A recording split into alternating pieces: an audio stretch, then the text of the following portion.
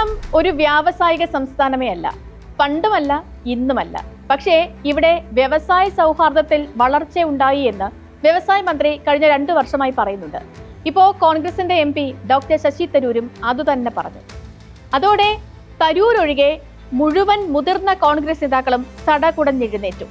ശുദ്ധ മണ്ടത്തരമാണ് തരൂർ പറയുന്നത് എന്നും കേരളത്തിന് ആരമുട്ടയ്ക്കപ്പുറം കൊടുക്കാൻ കഴിയില്ല എന്നുമാണ് അപ്പറഞ്ഞതിന്റെയൊക്കെ അർത്ഥം. പ്രതിപക്ഷ നേതാവ് VD സതീശനും മുൻ പ്രതിപക്ഷ നേതാവ് രമേശ് ചെന്നിത്തലയും മാത്രമല്ല ഇങ്ങനെ പറഞ്ഞത്. തരൂരിനെ തള്ളാതെ തന്നെ KPCC അധ്യക്ഷൻ K സുധാകരനും അതുതന്നെ പറഞ്ഞു. സ്പോട്ട്ലൈറ്റ് ആരംഭിക്കുകയാണ്. വ്യവസായ കേരളത്തിൽ തരൂരിൻ്റേത് മുഖ്യമന്ത്രി നീക്കമോ? ശശി തരൂർ ആഗോള പൗരൻ എന്ന നിലയിലുള്ള പ്രതികരണങ്ങൾ എക്കാലത്തും രാഷ്ട്രീയത്തിൽ നടത്തിയിട്ടുണ്ട്. എന്ന് പറഞ്ഞാൽ സ്വന്തം വെളിവിന് തോന്നുന്നത് പറഞ്ഞിട്ടുണ്ട് എന്നാണ് അർത്ഥം. ഇനി തരൂർ പറഞ്ഞതെല്ലാമാണ് വെളിവുള്ളതെന്നെങ്ങാനും പറഞ്ഞാൽ മുഴുവൻ കോൺഗ്രസ് നേതാക്കളും ഈ പരിപാടിക്കെതിരെയും തിരിയും. അത് കോൺഗ്രസുകാർ തന്നെ തമ്മിലടിച്ച് തീരുമാനിക്കട്ടെ. സ്വന്തം നിലയ്ക്ക് വെളിവുണ്ടാവുകയും വെളിച്ചത്ത് പറയുകയും ചെയ്യുക എന്നതാണ് ബൗദ്ധിക വളർച്ചയുടെ മാനദണ്ഡം. സ്വന്തം പ്രസ്ഥാനം തീരുമാനിക്കുന്നത് മാത്രമാണ് ശരിയെന്നും അല്ലാത്തതെല്ലാം മണ്ടത്തരമാണെന്നും വിശ്വസിക്കുന്നവരെയാണ് പക്ഷേ പാർട്ടികൾക്ക് ആവശ്യം. പ്രസ്ഥാനത്തിന്റെ നിലപാടിനപ്പുറം പറഞ്ഞാൽ പിന്നെ പുറത്തു പോകണം എന്നതാണ് നിലപാട്. മധ്യേഷ്യ സംഘർഷത്തിൽ തരൂർ സ്വന്തം നിലപാട് പറഞ്ഞതിന്റെ ഓളം ഇപ്പോഴും അടങ്ങിയിട്ടില്ല. പലസ്തീനിലെ മുസ്ലിങ്ങളോട് ചേർന്നു നിന്ന് തന്നെ സംസാരിക്കുന്ന തരൂർ ഹമാസ് ഒരു ഭീകര സംഘടനയാണെന്നും പറഞ്ഞു. അതോടെ അദ്ദേഹം മുസ്ലിം വിരുദ്ധനും ഇസ്രയേൽ ചാരനും വരെയായി. ഇപ്പോ വ്യാവസായിക മേഖലയിൽ കേരളത്തിന്റെ വളർച്ച അഭിമാനകരമാണെന്ന് ലേഖനമെഴുതി. കേരളം മുടിഞ്ഞു നാശമായിക്കൊണ്ടിരിക്കുകയാണെന്ന് കോൺഗ്രസ് നേതാക്കൾ പറയുന്നതിന് വിരുദ്ധമായിരുന്നു അത്. അറിയപ്പെടുന്ന ചരിത്രകാലം മുതൽ തന്നെ കേരളം വ്യവസായ സംസ്ഥാനമേ അല്ല, വ്യാപാര സംസ്ഥാനമാണ്. ഇന്ത്യയിലെ മറ്റു ഭാഗങ്ങളിലൊന്നും ആലോചന പോലും ഉണ്ടാകാത്ത കാലത്ത്, അതായത് ക്രിസ്തുവിനും 3 നൂറ്റാണ്ട് മുൻപൊക്കെ കേരളം കയറ്റുമതി ആരംഭിച്ചതുമാണ്. കുരുമുളകും ഏലവും കറുവാപ്പട്ടയുമാണ് വിറ്റത്. പകരം വാങ്ങിയത് സ്വർണമാണ്. ഈ കച്ചവടം ഏറ്റവും ഗംഭീരമായി നടത്തിയിരുന്നയാളാണ് കടൽ പിറകോട്ടിയ ചേരൻ ചെങ്കുട്ടവൻ. അതും 2-ാം നൂറ്റാണ്ടിൽ, കൃത്യമായി പറഞ്ഞാൽ CE 180 മുതൽ. കുരുമുളകും ഏലവും ഗ്രീസിലേക്കും റോമിലേക്കും മാത്രമല്ല പോയത്, ഈജിപ്തിലേക്കുമാണ്. അവിടെ മമ്മി ഇട്ടുവച്ചത് കേരളത്തിൽ നിന്നുള്ള ഏലത്തിലും കുരുമുളകിലുമാണ്. റോമാക്കാരുടെ കപ്പലുകൾ നിർമ്മിക്കാൻ പെരിയാറ്റിൻ കരയിലെ തേക്ക് മുറിച്ച് പുഴയിലിട്ട് അഴിമുഖം വരെ ഒഴുക്കിക്കൊണ്ടുവന്നു. അവിടെ നിന്ന് കപ്പലിലാണ് റോമിലേക്ക് കൊണ്ടുപോയത്. മതങ്ങൾ വരുന്നതിന് മുൻപും കച്ചവടം ഉണ്ടായിരുന്ന നാടാണ് നമ്മുടേത്. പക്ഷേ ഇവിടെ വ്യവസായം ഉണ്ടായിരുന്നില്ല. ഈ കുരുമുളക് കൊണ്ട് മറ്റു വസ്തുക്കൾ ഉണ്ടാക്കി വിറ്റില്ല. തടി കൊണ്ട് കപ്പലുണ്ടാക്കിയും വിറ്റില്ല. ആ ഒരു നില തന്നെയാണ് 20 നൂറ്റാണ്ടുകൾക്കു ശേഷം ഇന്നും. അതിൽ വന്ന ചെറിയ മാറ്റമാണ് ശശി തരൂർ ചൂണ്ടിക്കാട്ടിയത്.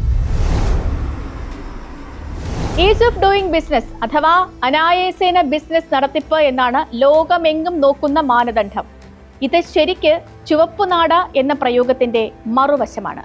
ഒരു വ്യവസായം ആരംഭിക്കാൻ ചെല്ലുമ്പോഴും നടത്തുമ്പോഴും സർക്കാർ ഓഫീസുകൾ ഉണ്ടാക്കുന്നത് ഫയൽ കുരുക്കുകളെ പരിഗണിച്ചാണ് ഈസ് ഓഫ് ഡൂയിങ് ബിസിനസ് അളക്കുന്നത്. അക്കാര്യത്തിലാണ് കേരളം വലിയ കുതിപ്പുണ്ടാക്കി 26-ാം സ്ഥാനത്ത് നിന്ന് മുകളിലേക്ക് എത്തിയത്. ഇവിടെ ഏകജാലകം തുറന്നതും സ്ഥലം അനുവദിക്കുന്നതിലും ലൈസൻസ് അനുവദിക്കുന്നതിനുമുള്ള കാലതാമസം നീക്കിയതും പരിശോധനകൾ നിശ്ചിത ദിവസത്തിനകം പൂർത്തിയാക്കുന്നതുമെല്ലാം ചൂണ്ടിക്കാണിച്ച് ലഭിച്ചതാണ് അംഗീകാരം. ഇവിടെ വ്യവസായം തുടങ്ങാൻ വന്നാൽ കൈക്കൂലിക്കാർ ചുറ്റും വന്നു നിന്ന് പിരിവ് തുടങ്ങുമെന്നും കാശ് കൊടുത്തില്ലെങ്കിൽ ഒരു ലൈസൻസും കിട്ടില്ല എന്നും ഒരു ചൊല്ലുണ്ടായിരുന്നു. ആ കുരുക്കഴിച്ചതിലൂടെയാണ് ഈസ് ഓഫ് ഡൂയിങ് ബിസിനസ്സിൽ കേരളം ഒന്നാമതായത്. സർക്കാർ പറഞ്ഞതിനും തരൂർ അഭിനന്ദിച്ചതിനും മറ്റൊരർത്ഥവും ഉണ്ടായിരുന്നില്ല. കേരളം വ്യാവസായിക രംഗത്ത് വളർന്നു എന്നോ ഇവിടെ ഉൽപാദനം മഹാരാഷ്ട്രയെ മറികടന്നുവെന്നോ ആരും പറഞ്ഞിട്ടുമില്ല. അത്തരമൊരു സാഹചര്യത്തിൽ കോൺഗ്രസ് നേതാക്കൾ നടത്തിയ തിരുത്ത് എന്തും ചെയ്യുന്ന അന്തം വിട്ട പ്രതികളുടേതിന് സമാനമായോ എന്നാണ് ചോദ്യം. ഇത്തവണത്തെ സംസ്ഥാന ഇക്കണോമിക് റിവ്യൂ എടുത്താൽ ഒരു കാര്യം വ്യക്തമാകും. ഉൽപാദനത്തിൽ 2 മേഖലകളിലാണ് കേരളം ദേശീയ ശരാശരിയേക്കാൾ മികച്ചു നിൽക്കുന്നത്.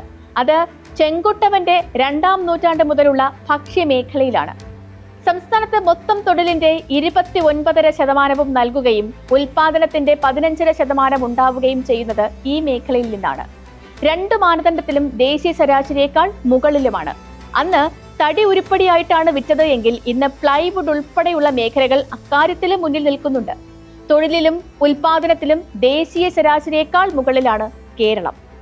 അടുത്തത് ഇവിടെ പണിയെടുക്കുന്നവർക്ക് എന്തു കിട്ടും എന്നതാണ്.